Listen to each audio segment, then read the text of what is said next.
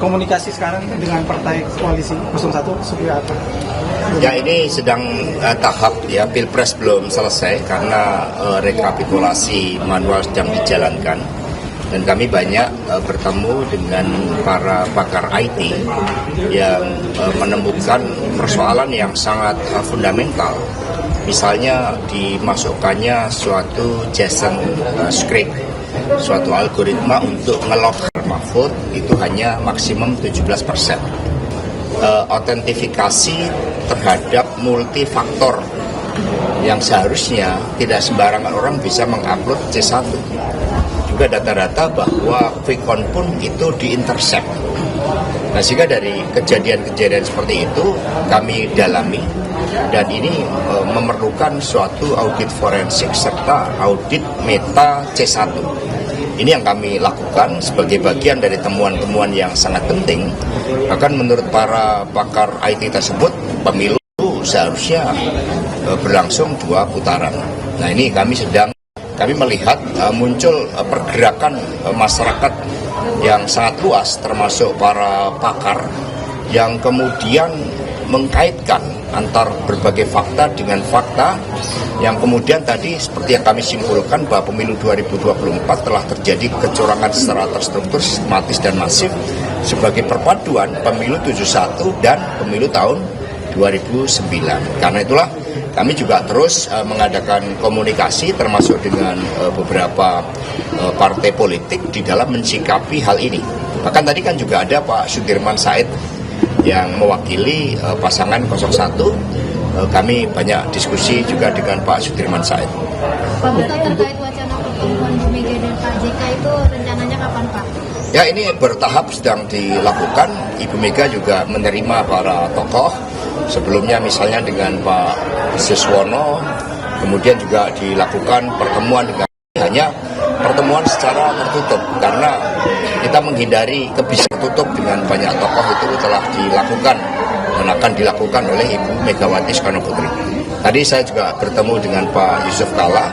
Ya, kami sampaikan berbagai aspek-aspek bahwa pengkritisan terhadap pemilu 2024 ini harus dilakukan karena ini merupakan masa depan kita. Sekiranya kita tidak lakukan suatu review secara menyeluruh, penyelidikan secara menyeluruh, buat apa pemilu-pemilu yang akan datang? Karena nilai-nilai demokrasi, nilai-nilai etika, hukum itu telah dikerdilkan. Salam kepada Bapak Yusuf Kalla dan mengucap terima kasih juga atas tanggapan-tanggapan, komentar-komentar dari Pak JK yang mencoba menegakkan pilar demokrasi ini agar kembali pada rel kedaulatan rakyat. Yang terkait Ketua Umum PDIP dibentuk tim khusus, dan tim khusus ini sudah mengeluarkan suatu rekomendasi dan kajian akademis yang kemudian disempurnakan dengan berbagai temuan-temuan karena dimensinya ternyata sangat luas. Ya, ada dimensi terkait dengan penggunaan kekuasaan, ada di APBN, ada dimensi terkait dengan intimidasi dan berbagai aspek hulu hilir. Ini yang sedang dilakukan kajian oleh tim khusus.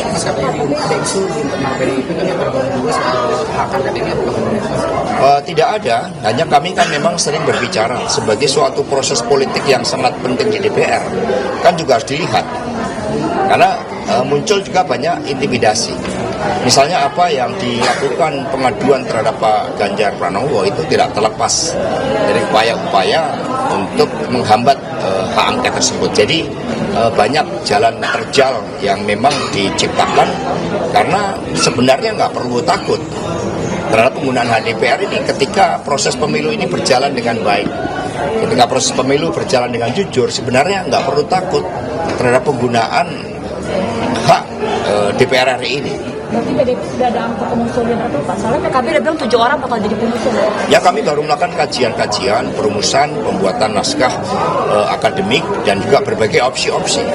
Kan cukup banyak opsi. Ada opsi sidang di Mahkamah Konstitusi, ada opsi penggunaan hak di DPR RI, itu sedang dikaji oleh tim khusus.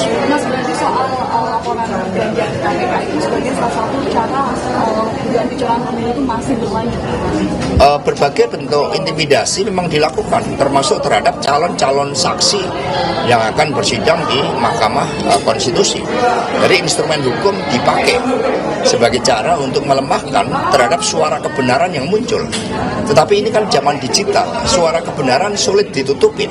Apalagi setelah muncul ya berbagai upaya-upaya untuk mengungkapkan ya seperti tadi bagaimana melalui audit forensik Sirekap ternyata yang dilakukan oleh para pakar ternyata menemukan adanya algoritma tertentu, bahkan quick count itu pun di.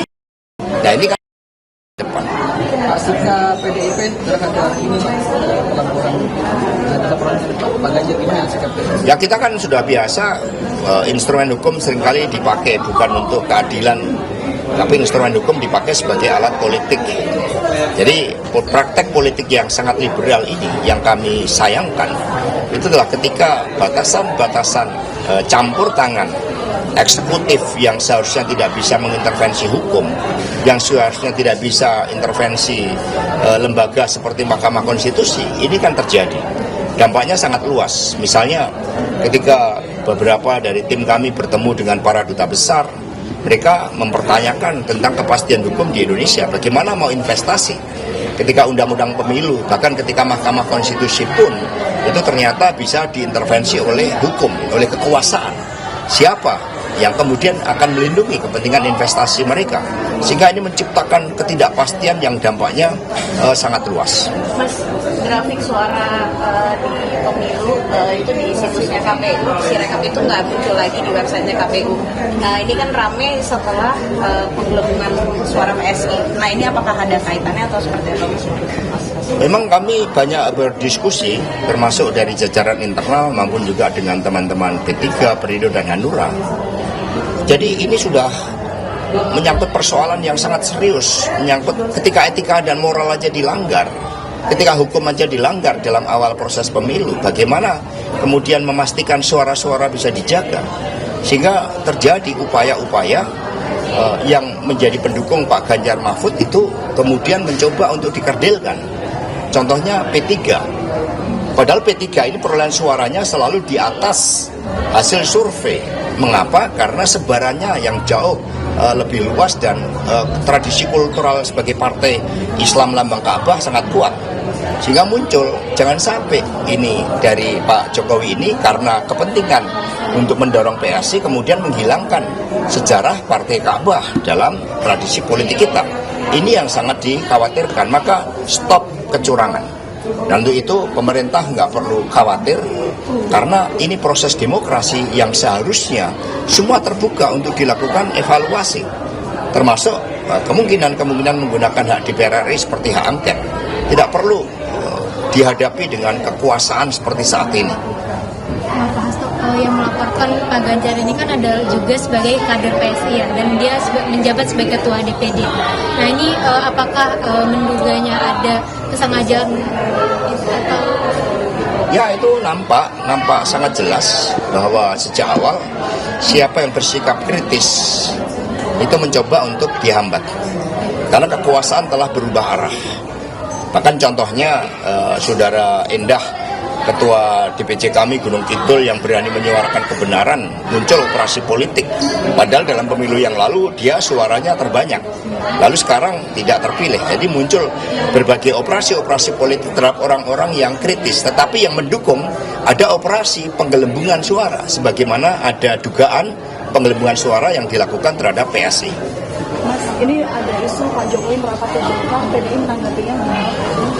Ya kalau kita lihat, ya seseorang itu kan, jati diri seseorang itu kan diukur dari konsistensinya terhadap pilihan partai politik. Ya, secara normatif memang seseorang itu bebas menentukan pilihannya secara merdeka, tetapi rakyat juga akan tahu mana yang kemudian membesarkan, mana yang kemudian menggunakan cara-cara pragmatis demi kekuasaan.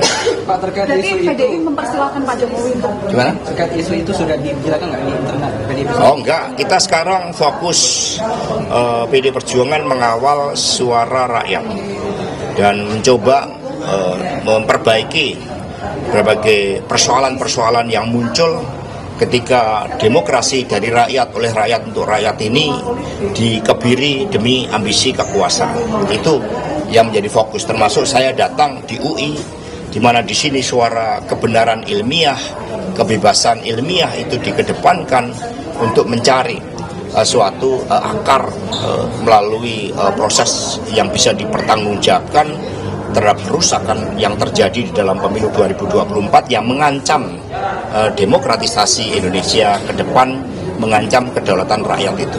Pak, artinya berarti PDIP sudah setelah Pak Jokowi pergi, Pak Jokowi udah nggak ada KTA lagi di PDI? Ya, kami kan stelsel-nya aktif.